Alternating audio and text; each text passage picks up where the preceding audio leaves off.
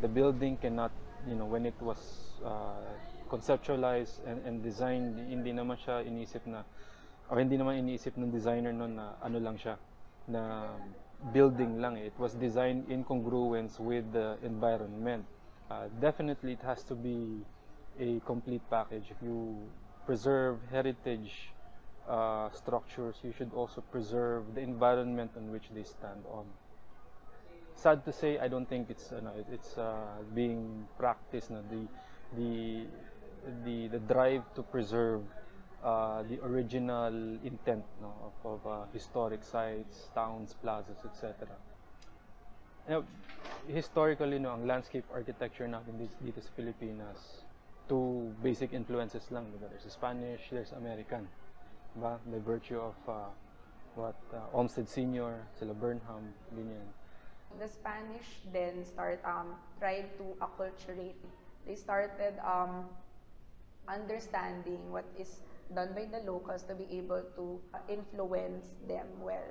So it started with trying to adapt sa religion. So when we say religious practices, the Spanish then were really doing what is done sa Spain. Looking at our plaza complex, makikita nyo how it has this very open central courtyard. So parang isa siyang malaking central courtyard because almost all activities are related to that. Yung kung paano tayo magdasal, paano tayo mag-worship, ito ay nagdidikta ng ano mangyayari sa espasyo natin.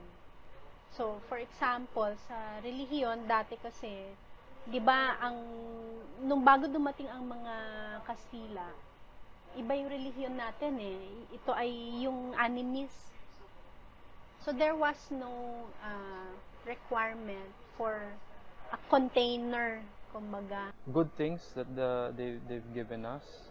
For one, yung planning, the planning ideas.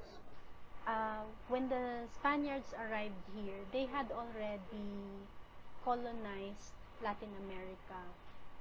Diba? So, yung experience nila sa pag-colonize ng Latin America ay dala-dala na nila dito sa atin. That's why by the time that the Spaniards arrived here, they already had what we call the laws of the Indies.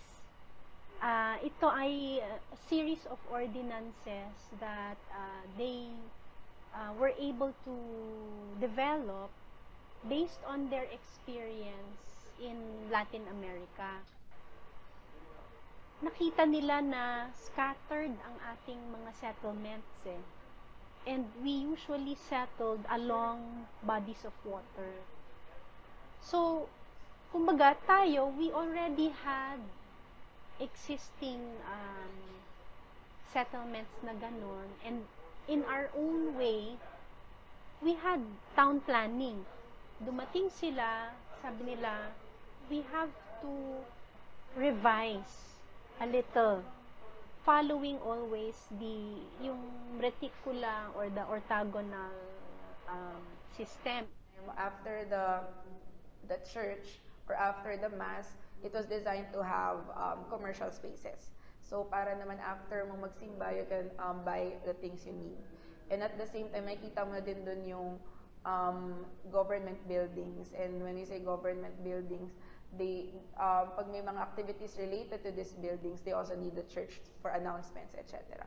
So makakita mo talaga yung reason kung ba't tayo may plaza right now. And before, kung titingnan yung pre-Hispanic character ng Philippines, hindi ganun ang layout ng ating communities. The center of the town will be the church, the plaza, the munisipyo. Ganon, no? Ganon yung formula ng laws of the Indies. Nandun pa rin yung remnants ng laws of the Indies. More so dun sa gridiron layout of roads. Maybe a reason is straight line approach siya. Yung precepts and principles kasi nung ancient world era, the shortest distance between any two points is a straight line. It's of course always nice to have these sites preserved, but yun nga, yung sinasabi ko is it's the price we pay for advancing. It's probably yung sabi nung iba, it's a curse of evolution. You have to change, but at the same time, you do it at the expense or cost of our historic elements.